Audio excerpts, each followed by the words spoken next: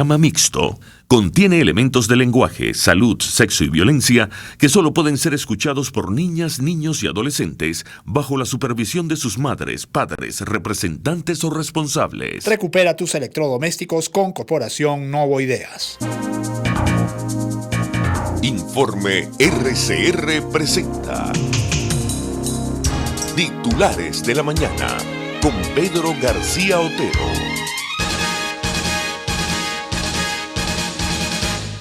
Apagones de varios días afectan a la capital zuliana. Los cortes eléctricos son frecuentes en el país, especialmente en las provincias. En varios estados, como en el Zulia, se aplica un racionamiento de hasta 12 horas diarias. En la ciudad de Maracaibo hay sectores que llevan 4 días sin energía eléctrica, mientras que en la mayoría de las zonas los cortes de luz son diarios y duran horas, dijeron este domingo varios afectados.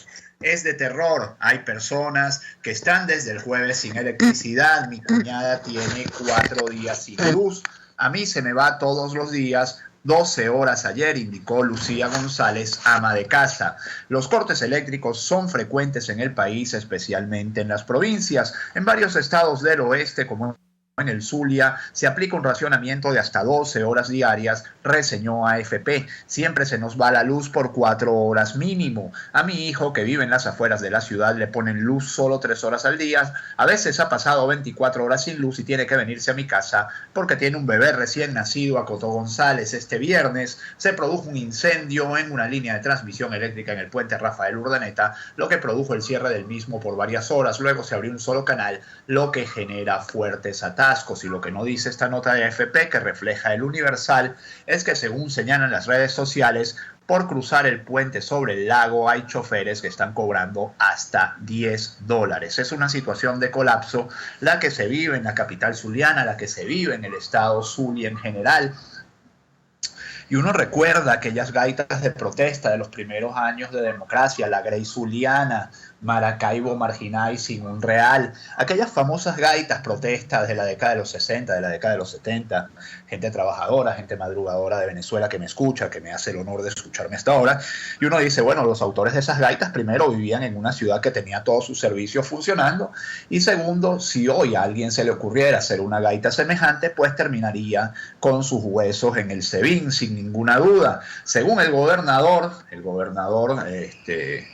que ganó las elecciones después de que fuera despojado del cargo legítimamente ganado Juan Pablo Guanipa, Omar Prieto, según el gobernador Omar Prieto, en horas estaremos restableciendo el sistema. Esto lo llevan diciendo meses. Voy a leer Panorama. El gobernador de Zulia, Omar Prieto, aseguró a Panorama que en las próximas horas informará sobre la absoluta reincorporación del sistema eléctrico en la región tras los 2, adivinen qué, saboteos, porque ni siquiera saben decirle sabotaje, son tan brutos que no saben ni hablar, que sufrieron los trabajos que se vienen realizando en el puente sobre el lago y la subestación Las Peonías. Ya estamos recuperando el saboteo nuevamente en las cabrias del lago de Maracaibo. Ya tenemos el equipo desde ayer, el trabajo fue muy largo, se hizo en 2 fases, se trabajó hasta las 8 de la noche, bla, bla, bla, bla, bla, bla, bla, todas las tonterías que dicen ellos que se esfuerzan mucho. La verdad es que nunca tanto se esforzaron tanto para producir tan poco. Deben ser demasiado ineptos. Mientras tanto, el ministro... Ay, Dios mío, voy a hablar del ministro. El ministro de Energía Eléctrica, Mota Domínguez, quien lleva 4 años excusándose de las tortas que ha puesto, señala que el Zulia tiene 3 días sin luz por un acto de sabotaje.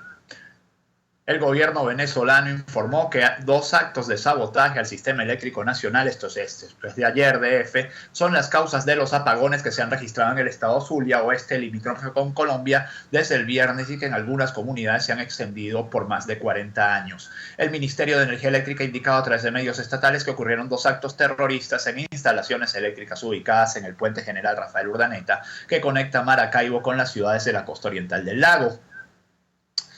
El titular de la cartera, Luis Mota Domínguez, explicó que el primer hecho fue un cable seccionado y ocurrió a las 7 locales del viernes, bla, y 5 horas más tarde se produjo un incendio supuestamente provocado en el mismo puente, bla, bla, bla, bla, bla. Debe ser que la ciudad no tenía ningún apagón hasta ayer, ¿no? Debe ser que los apagones en Zulia empezaron ayer. Bueno, Mota Domínguez De verdad es un tipo que si tuviera un mínimo, si tuviera un átomo de vergüenza, hace rato hubiera renunciado al cargo que... la única palabra que se me viene a la mente es el cargo que usurpa, porque cuando uno no tiene capacidad para un cargo y lo ejerce, lo usurpa. Y la patilla nos trae declaraciones de un experto en electricidad, el señor ingeniero José Aguilar, quien señala que Venezuela está a las puertas de un gran apagón nacional. La crisis en Venezuela empeora con el paso del tiempo y tras el último apagón en la Gran Caracas dejó a la vista la gravedad de que un nuevo bajón de luz no solo afecte a la ciudad capital, sino al territorio nacional, de acuerdo a lo reseñado por el carabobeño. El ingeniero José Aguilar explicó durante una entrevista que el actual gobierno no piensa en el mantenimiento del sistema para evitar una crisis que podría estar cerca de presentarse luego de ver la falla eléctrica ocurrida el pasado 31 de julio del presente año, que se extendió hacia los estados Vargas, Miranda, Aragua y Carabobo. El experto señala que por el estado de la situación eléctrica de la Gran Caracas, en caso de presentarse un nuevo problema, se tendría que elegir entre tener agua o electricidad, pero difícilmente los dos servicios de forma continua y confiable. Por otro lado, indica que la crisis de Venezuela puede generar un gran apagón si se presentara un percance similar. Estamos hablando de un país, mis amigas, mis amigos, gente que me escucha a esta hora, que es 40% del país que era en 2013, 40% en términos económicos. Ya el gobierno tuvo que decidir entre tener Sidor o tener electricidad. Ahora aparentemente los caraqueños vamos a tener que decidir entre tener agua o tener electricidad, pero no las podremos tener las dos al mismo tiempo.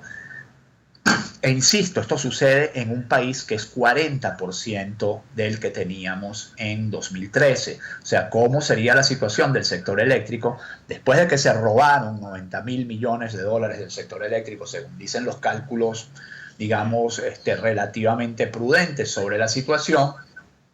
50.000 millones de dólares es la cifra, una cifra que hubiera dado para reconstruir completamente el sistema eléctrico. Bueno, todo eso se lo robaron entre 2009 y 2013 en los planes de emergencia 2008-2013. Bueno, ¿cómo sería la situación si de verdad tuviéramos la economía funcionando a pleno? Lamentablemente, el sistema eléctrico venezolano se ha convertido en otra de las trabas para el desarrollo nacional, y lo será por mucho tiempo luego de que esta gente abandone el poder, porque como dicen por allí, el mal que hacen los hombres les sobrevive. Son las 6:36, sean bienvenidos a los titulares de la mañana de RCR 750M. Trabajaremos para ustedes Jaime Nestares en la dirección de la estación, Willy Zarcaya en la gerencia de producción, Marilia García y Jessica Varela en la producción, Jackson Vargas en la coordinación de información, César Arteaga en los controles y hoy en forma remota Pedro García Otero en el micrófono. El principal titular del Nacional nos dice: gobierno causó escasez al dejar perder 1.359 empresas. El Observatorio de Derechos de Propiedades, se dice, considera que la caída de la producción es parte de una política de ataque sistemático establecida en el primer plan socialista de la nación 2007-2013. El proyecto de recuperación fracasó, opinan ONGs y sindicalistas. 80% de las plantas cementeras están paralizadas y lo que se produce no llega ni a 3 millones de toneladas métricas de 10 millones de capacidad instalada, cita el Nacional como un ejemplo. Y en esas condiciones de 80% de plantas cementeras paralizadas, 80% de la capacidad instalada del sector cementero paralizada, Maduro, como en tantas otras cosas, pretende convencernos de que una mentira repetida 100 veces es verdad y que ellos han construido 2,5 millones de viviendas que no se ven por ninguna parte. Otro drama nacional, el que se vive en el sur del país con las inundaciones. Reportaron que Cabruta es la más reciente ciudad en caer bajo las aguas del Orinoco. Saben ustedes, Cabruta en Guárico, pero limítrofe con el Orinoco. Reportaron que Cabruta está sin servicio telefónico por inundaciones. El único acceso terrestre a la población guariqueña es mediante la troncal 12, que la comunica hacia el norte con las poblaciones de Santa Rita y Altagracia de Orituco.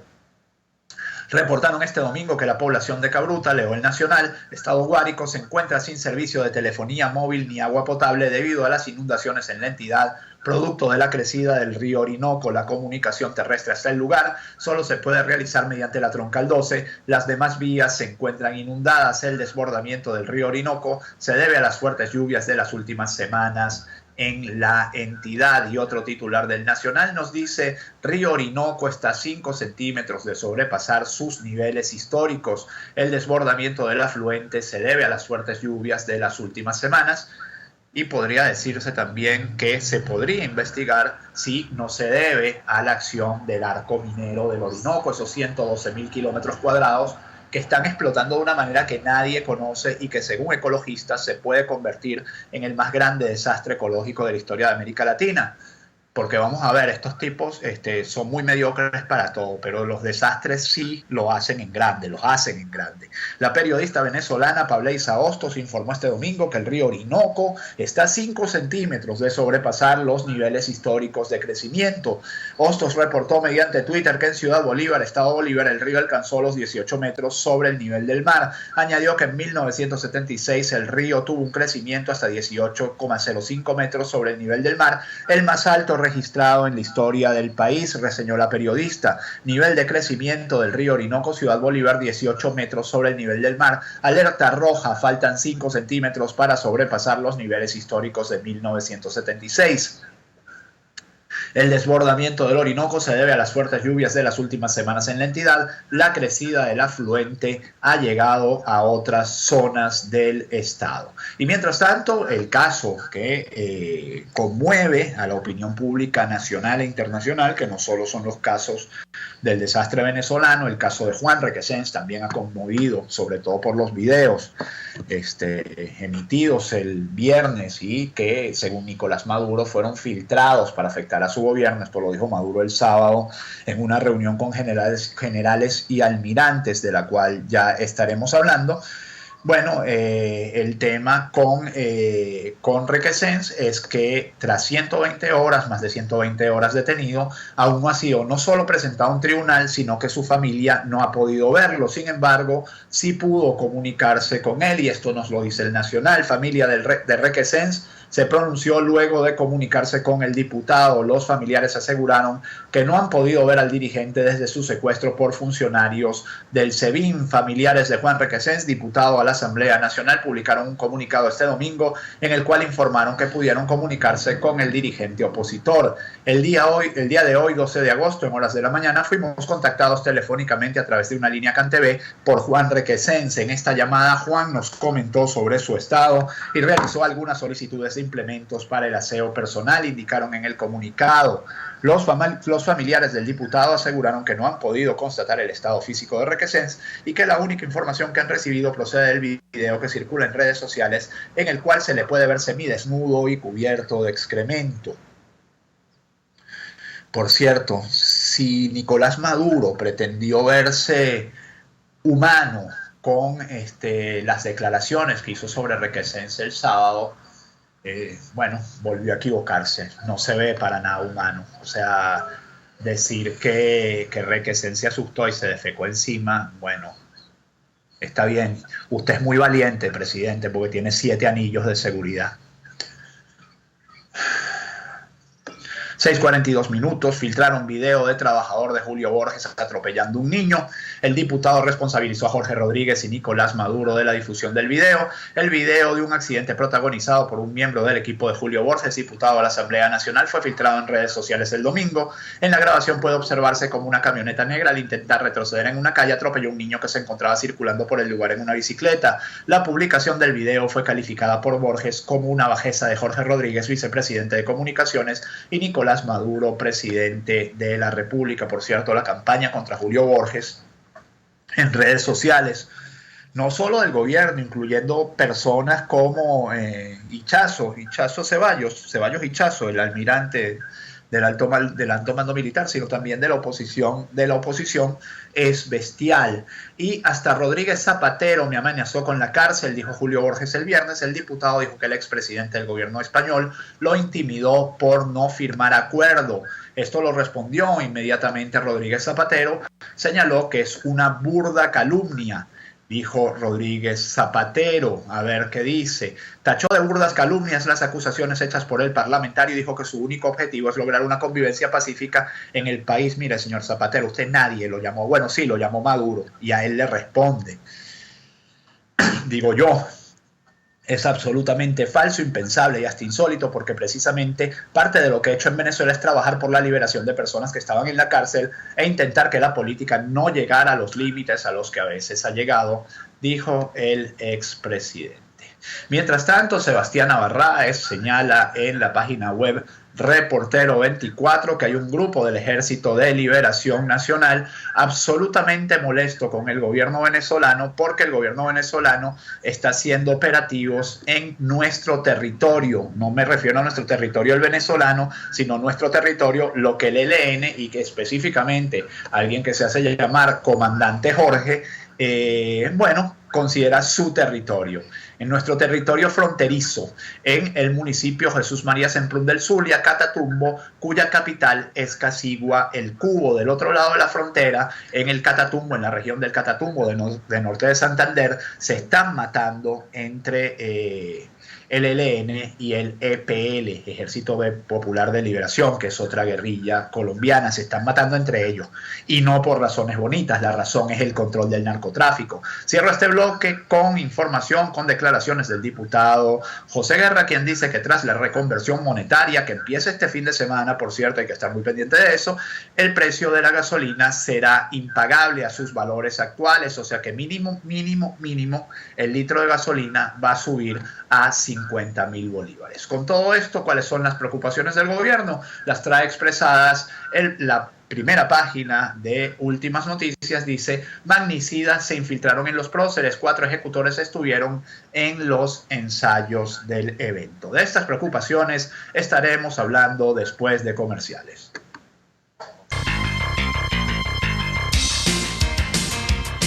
Usted escucha Titulares de la Mañana con Pedro García Otero, solo por RCR 750 AM.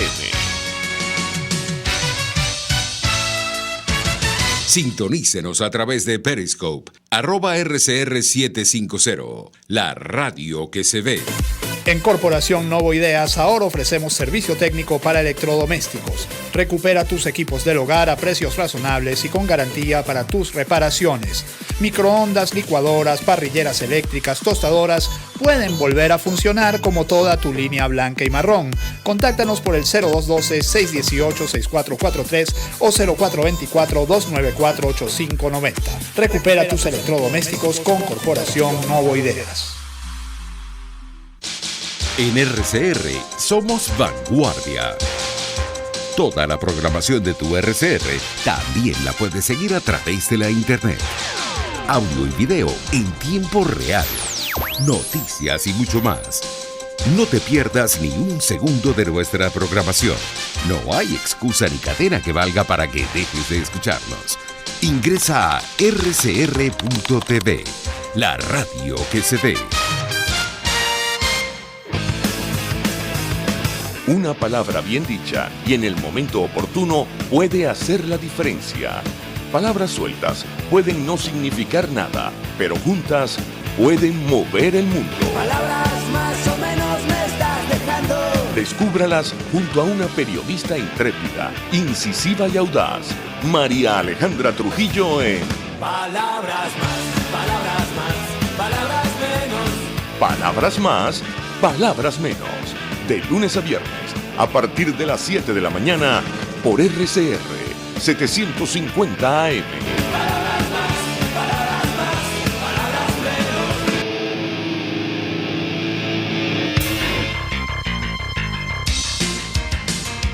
Estás escuchando Titulares de la Mañana con Pedro García Otero, solo por RCR 750 AM.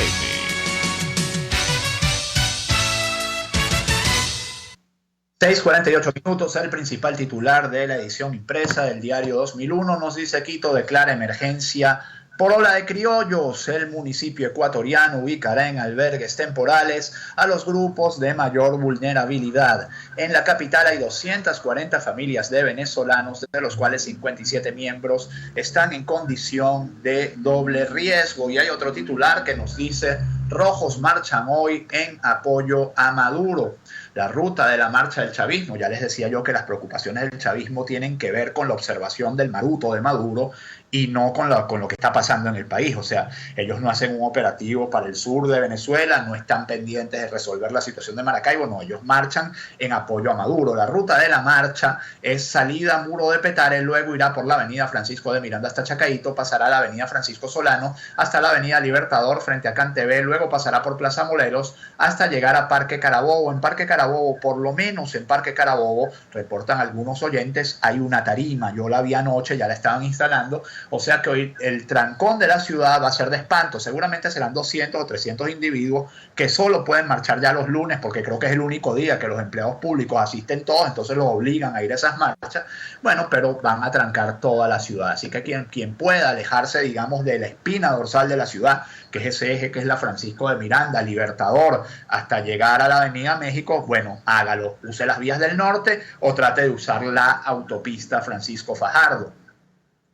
Sobre la reunión del sábado hay una nota espectacular de La Patilla que dice: Maduro habría ofrecido útiles, viviendas, carros y beneficios a militares en encerrona de lealtad. Todo indica que la reafirmación de la lealtad de la FAM que exigió el presidente bolivariano Nicolás Maduro en una reunión con generales y almirantes del cuerpo castrense le costará un ojo de la cara a los venezolanos. Pero además, que no está en esta nota, yo pensaba que estaba leyendo otra nota que había leído ayer que era mucho mejor que esta, Maduro llegó a decirle a los militares que si ellos tenían que dejar de reunirse con su familia para mantenerse leales a la revolución, ellos tenían que hacer eso, pues, porque en las familias pues estaban recibiendo informaciones que comprometían su lealtad. O sea, Maduro pretende que un oficial, digamos, de rango medio, entrever a su familia pasar hambre y, ser leal a la revolución, le sea leal a la revolución. Por cierto, otra de las medidas que se anunciaron es un incremento bestial de las medidas de contrainteligencia a lo interno de los cuarteles para evitar posibles alzamientos y sobre todo, explícitamente dicho por Maduro, posibles robos de material bélico. No sé si en Colombia enfrentan este problema, que haya una fuerza armada tan dividida, en donde el quiebre parece tan inminente, pero Roy Chatterton, quien ayer habló con José Vicente Rangel, el único periodista capaz de escuchar este tipo de cosas sin mover un músculo de la cara, por obvias razones, señala que vamos hacia una guerra con Colombia, dice Noticiero Digital, donde tenemos superioridad militar. El ex canciller Roy Chatterton aseguró este domingo que la democracia venezolana bajo el chavismo no solamente es más civilizada que la colombiana, sino que además tiene superioridad militar. Y la explicación que da Chatterton, y es curioso que sea Chatterton el que lo dice, tenemos 4 en lugar de 2. Ya ustedes saben a qué se refiere este señor, que además da tanta vergüenza propia y ajena. La noticia que les leía de 2001, Quito decreta estado de emergencia humanitaria por afluencia de venezolanos. El municipio de Quito confirmó que decretó el estado de emergencia humanitaria para hacer frente a la afluencia masiva de venezolanos en situación de movilidad humana, habilitando varios albergues de acogida temporal, nos dice La Patilla, que también dice que el hospital Uyapar en Puerto Ordaz se quedó sin pediatras. La presidenta del Colegio de Enfermeras, Maritza Moreno, confirmó que el hospital Uyapar se quedó sin pediatras. El área de atención infantil del Centro de Salud de Puerto Ordaz no cuenta con profesionales, según reseña Primicia. El espeluznante precio del ajo tras el alza inflacionaria nos trae Venezuela al día como información. Los espeluznantes precios de los alimentos que día a día incrementan sin cesar hasta dejar más de un venezolano deprimido y con ganas de no volver a pisar un supermercado por largo tiempo. Entre 30 y 50 millones de bolívares se requieren para un kilo de ajo, y el ajo no solo es un alimento, sino que el ajo mucha gente lo está usando ante la falta de antihipertensivos, está usando el ajo para bajarse la tensión. Entonces imagínense ustedes, bueno, el país en el que vivimos, ¿no? Para cerrar, una información de Noticiero Digital que también refleja el Twitter de la periodista Pableisa Hostos. Aparecen sin vida cuerpos de exdiputado chavista y su esposa en Bolívar. Esta tarde fueron localizados, esto fue ayer domingo, esta tarde fueron localizados sin vida en el sector El Bongo, vía Puerto Ordaz, los cuerpos del diputado Aldrin Torres y Rebeca Núñez. El carro de las víctimas estaban quemados. Ambos estaban desaparecidos desde el 1 de agosto. Torres había sido diputado al Consejo Legislativo del Estado Bolívar por el PSUV y además hay que decir, según él mismo había informado, estaba investigando la corrupción en Minerven. Minerven es decir oro es decir Arcominero. Decir Arcominero es decir Estado Bolívar es decir mafias, y por todo eso es que el gobierno no podía permitirse que Andrés Velázquez, que es un hombre íntegro de una sola pieza, fuera gobernador del estado, y prefirieron poner a quien pusieron, aún haciendo un fraude abierto. Son las 6:54, que este día 13 de agosto sea todo lo que ustedes esperan de él, que no los agarre cola por ahí por el tema de la marcha chavista, y si Dios quiere, nos escuchamos mañana. Chao. Informe RCR presentó Titulares de la Mañana con Pedro García Otero. Recupera tu selección.